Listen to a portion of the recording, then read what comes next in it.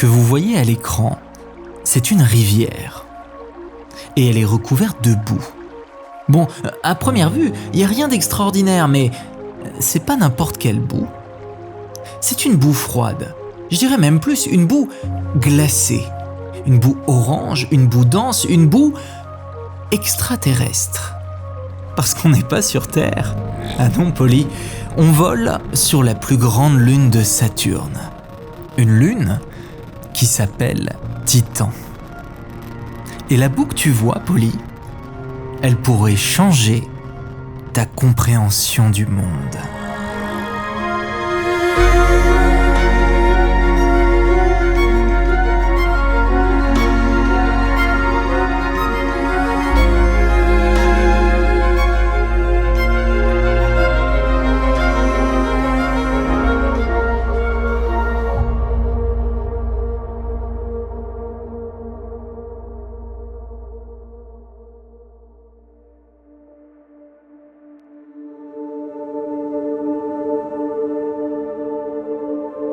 Le 14 janvier 2005, l'humanité a accompli l'un des exploits les plus incroyables de tous les temps.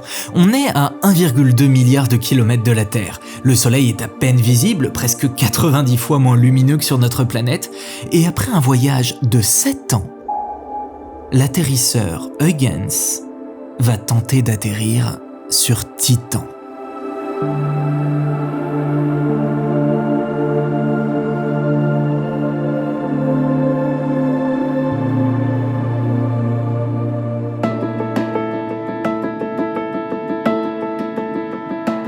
Huygens, c'est un atterrisseur de 320 kg, issu d'une coopération entre les agences spatiales européennes et américaines pour découvrir les mondes de Saturne et de ses lunes.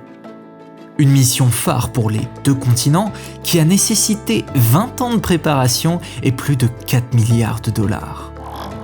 La mission est composée de 2 sondes, Cassini, qui va orbiter autour de Saturne et de ses lunes pendant près de 13 ans, et d'un atterrisseur, Huygens, qui doit explorer sa plus grande lune, Titan. Et il y a quelques semaines, le jour de Noël, Huygens s'est détaché de Cassini, sa grande sœur qu'il a portée pendant ce voyage de plus de 4 milliards de kilomètres à travers le système solaire.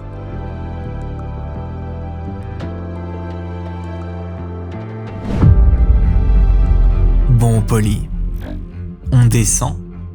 La sonde pénètre dans l'atmosphère de Titan à 22 000 km/h. Lors de sa rentrée, elle est protégée par un bouclier thermique. Huygens va ralentir pendant près de 3 minutes, pendant que la température monte à plus de 12 000 degrés. Assez pour faire fondre n'importe quel élément de la table périodique.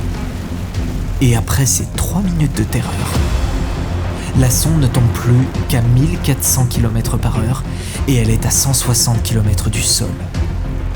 L'ordinateur de bord lance alors la deuxième phase de la descente. Un mortier situé à l'arrière de la sonde lance un parachute pilote qui va permettre de déployer le parachute principal de 8,3 mètres de diamètre. 30 secondes plus tard, la sonde ne descend plus qu'à 600 km/h. Mais l'atmosphère de la Lune est si dense que la descente risque de prendre près de 6 heures à cette vitesse. Et pour Huygens, le temps est compté.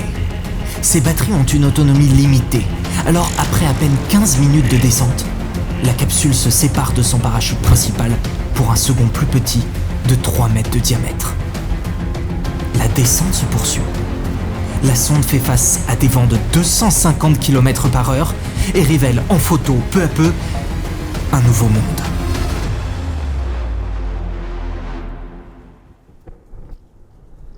« 2h27 après sa rentrée atmosphérique, Huygens réalise l'atterrissage le plus éloigné de la Terre qu'un objet humain n'ait jamais fait.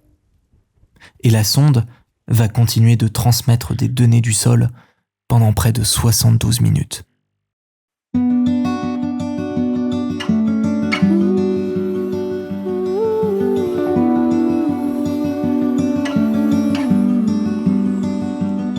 Ce qui vient de se passer, c'est sans doute l'un des exploits techniques les plus fous jamais réalisés par notre petite planète bleue.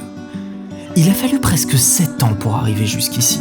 Les ingénieurs et les scientifiques ont fait face à de nombreux défis, même en vol, où 3 ans après le décollage, les équipes se sont rendues compte qu'elles risquaient de perdre 90% des données de la sonde si elles ne modifiaient pas leur plan de vol en raison d'une anomalie de conception. Et pourtant, ils ont réussi à recevoir ces images.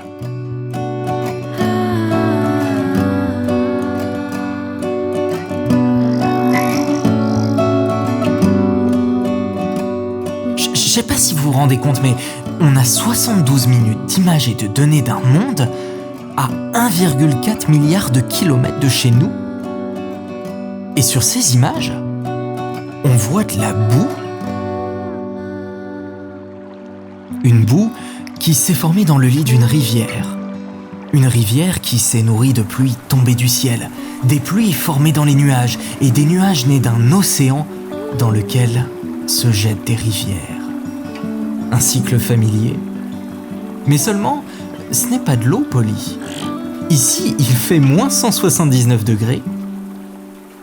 Ce liquide qui façonne la Lune, c'est du méthane.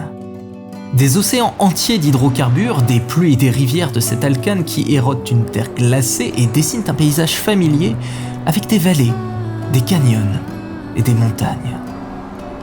Un climat façonné par ces courants atmosphériques et océaniques, des tempêtes équatoriales qui se déchaînent selon les saisons. Huygens et Cassini nous ont permis de découvrir un monde dynamique, un monde en mouvement perpétuel où le méthane rappelle étonnamment l'impact de l'eau sur notre propre planète. L'eau qui, elle aussi, sculpte les paysages. L'eau qui, elle aussi, influe sur notre climat ou nos saisons. L'eau qui transporte et mélange les minéraux et les molécules. L'eau qui est un catalyseur de la vie. Polly, et si c'était pas un cas isolé ? Et si ce n'était pas le seul moyen ? Quelque part dans un océan de méthane ou dans une rivière de boue, est-ce qu'on pourrait pas observer la naissance d'une cellule, la multiplication d'une bactérie ou la reproduction de 2 êtres ? Pas vraiment une vie comme la nôtre. Non, vous ne verriez pas de poissons ou pas d'arbres. Mais une vie adaptée à ce monde ou à d'autres. Une vie qui respire le méthane. Une vie qui évolue dans le froid. Une vie qui nous obligerait à redéfinir ce que vivre veut dire.